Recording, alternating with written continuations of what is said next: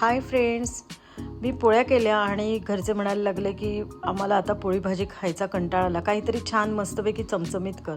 मग मी हे अशा पिझ्झा स्टाईल केलं. तर त्यासाठी मी तव्याला बटर लावून घेतलं आणि टोमॅटोजच्या स्लायसेस अशा तव्यावर ठेवून घेतल्या. तुम्ही जास्त ठेवू शकता. मी जवळपास 5 स्लायसेस ठेवल्या. त्यानंतर त्यावरच अशा ओनियन रिंग्स, कांद्याच्या रिंग्स घालून घेतल्या. त्यानंतर त्याच्यावर सिमला मिरचीचे 2 रिंग्स अशा ठेवून घेतल्या. आता भज्यांचं पीठ जसं आपण भिजवतो ना, मीठ, डाळीच्या पिठात मीठ आणि थोडंसं ओवा घालून तसं भिजवलं आणि त्यावर असं गोल टाकून घेतलं. आणि हे सगळं झाल्यावर माझ्याकडे छानशी अशी लसूण चटणी होती, ती घातली. तुमच्याकडे नसेल, काही पिझ्झा टॉपिंग्ज असतील ते घाला, किंवा साधं तिखट घाला, कसंही तुम्हाला आवडेल तसा मसाला घालू शकता.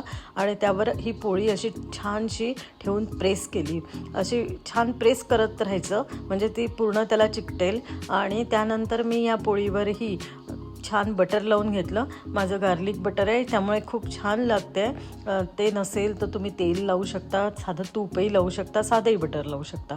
त्यानंतर सगळ्या बाजूनी मोकळं करून आता मी छान फ्लिप केलेलं आहे.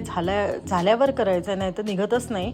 तर बघा, छान आपलं असं गोल्डन कलरही आलेलं आहे. आणि त्याच्यावर आता मी, माझ्याकडे पिझ्झा सॉस होतं ते मी लावून घेते आहे. ते नसेल तुमच्याकडे तर तुम्ही साधं टोमॅटो केचप लावा और टोमॅटोची चटणी लावा. घरात जर का ग्रीन चटणी असेल कोथिंबीरची, मिरचीची, ती पण तुम्ही लावू शकता. मनावर आहे तुमच्या, जे काही आहे तसं लावा, काही हरकत नाही. त्याच्यावर तुम्ही ओरिगॅनो वगैरे टाकू शकता.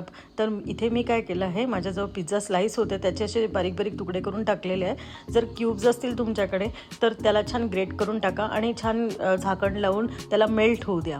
आता थोड्या वेळाने पहा की ते छान मेल्ट झालेलं आहे. कट करून घेते आहे मी आता याला. आणि छानसे माझं असं रोटी पिझ्झा तयार झालेला आहे. सगळ्यांना खूप आवडतं हे. आणि काय आहे की पोळ्या उरल्या होत्या, त्या पटकन संपून जातात. ताज्याच पोळ्यांचं केलं पाहिजे असं काही नाही, शिळ्याही पोळ्यांचं करू शकतात. आणि करून पहा, खूप छान लागतं, क्रिस्पी होते खालची पोळी. कसं झालं मला सांगा. बाय.